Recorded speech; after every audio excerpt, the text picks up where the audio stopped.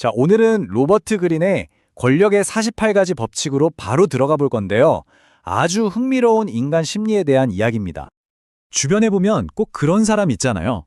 뭐든지 완벽하게 잘 해내는 사람. 물론 대단하죠.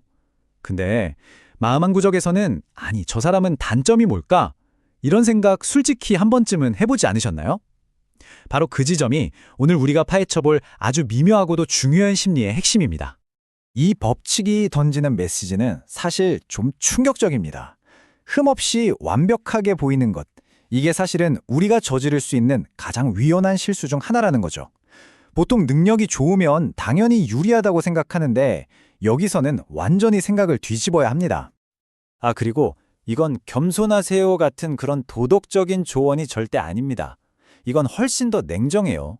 인간의 가장 원초적인 감정, 바로 그 시기심을 정면으로 딱 마주하고 그걸 역으로 이용해서 나를 지키는 아주 계산된 기술에 가깝습니다. 기억하세요. 권력 게임이라는 건 종종 실력 싸움이 아니라 남들에게 어떻게 보이느냐, 이 인식의 전쟁에서 이기는 게 더 중요할 때가 많거든요. 자, 그럼 이 인식의 전쟁에서 완벽함이 도대체 왜 그렇게 위험한 걸까요? 그 심리를 좀 더 깊이 들여다보면요. 내가 완벽하게 보일수록 나도 모르는 사이에 조용한 적들을 만들고 있다는 걸 알게 되실 겁니다. 네, 여기서 말하는 조용한 적이 바로 이 시기심에 사로잡힌 사람들이에요. 시기심, 이게 그냥 부럽다 하고 끝나는 감정이 아니거든요. 어떻게든 상대를 끌어내리고 싶어하는 아주 공격적인 감정이라는 게 핵심입니다. 생각해보세요. 여러분이 엄청난 성공을 거뒀어요. 그럴수록 주변 사람들은 어쩔 수 없이 자신의 평범함과 마주하게 됩니다.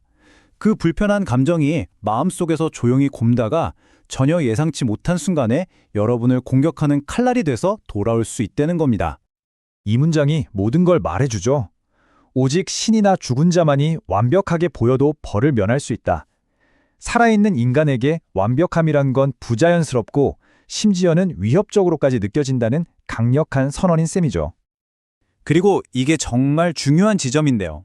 위험은 단지 공격받는 것에서 그치지 않아요. 사람들은 본능적으로 자신과 공통점이 없는, 너무 뛰어나서 이해할 수 없는 존재에게는 거리감을 느끼거든요. 결국 당신은 외톨이가 되는 겁니다. 아무도 당신 편이 되어주지 않는 거죠. 자, 그럼 이 보이지 않는 시기심과 고립이라는 위협에 우리는 어떻게 대처해야 할까요? 다행히도 여기에 맞서는 아주 교묘하고 효과적인 전략이 있습니다.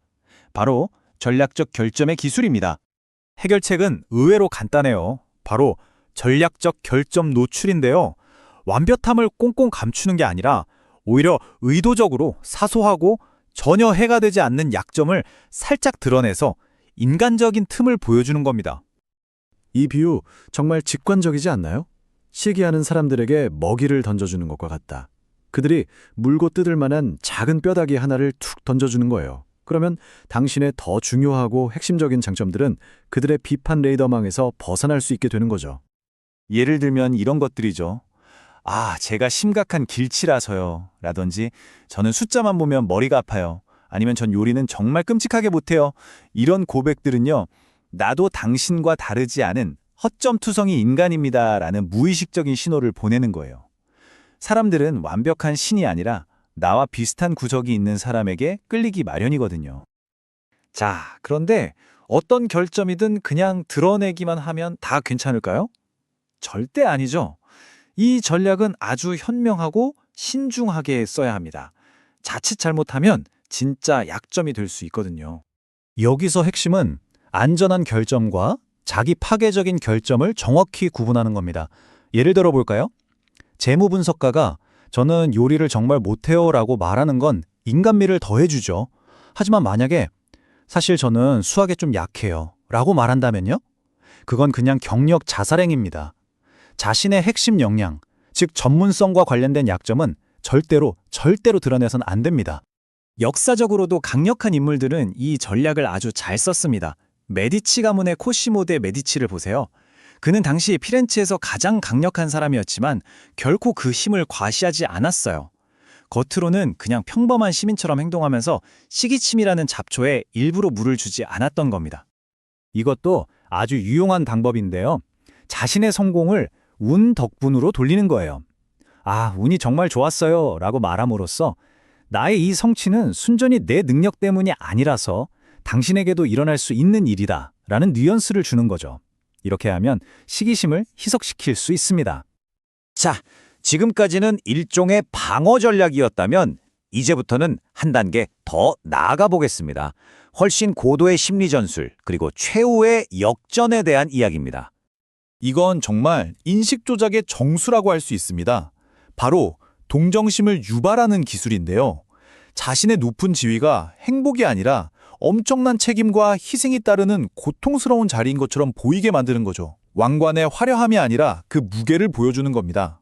왜냐하면 사람들은 희생하는 대상을 시기하지 않거든요. 오히려 동정하고 지지하죠. 이렇게 시기심이 싹틀 토양 자체를 없애버리는 정말 고도의 심리전입니다. 드디어 이 법칙의 마지막 장입니다. 바로 역전의 순간. 그렇다면 이 법칙을 완전히 무시하고 오히려 나의 완벽함을 마음껏 드러내야 하는 그런 순간도 있을까요? 정답은 그렇다입니다. 하지만 이건 정말 특별하고 극히 드문 조건이 충족되어야만 가능합니다. 바로 다른 사람의 비난이나 시기심이 당신에게 그 어떤 흠집도 낼 수 없을 만큼 그야말로 확고하고 절대적인 권력의 정점에 올랐을 때, 그때뿐입니다.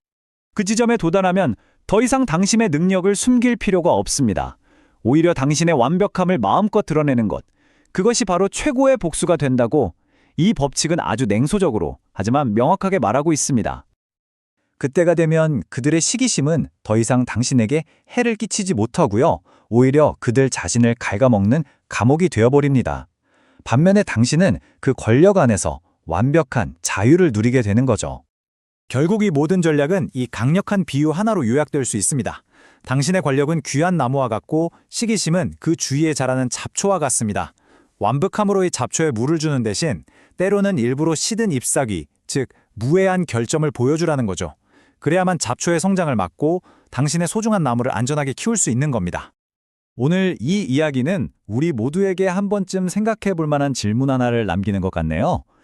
혹시 나도 모르게 너무 완벽하게 보이려고 애쓰는 바람에 오히려 사람들과 보이지 않는 벽을 쌓고 있지는 않으신가요? 그리고 만약 당신이 솔직하게 드러낼 수 있는 그 인간적인 결정 하나가 그 벽을 허무는 열쇠가 될 수 있다면 과연 그것은 무엇일까요?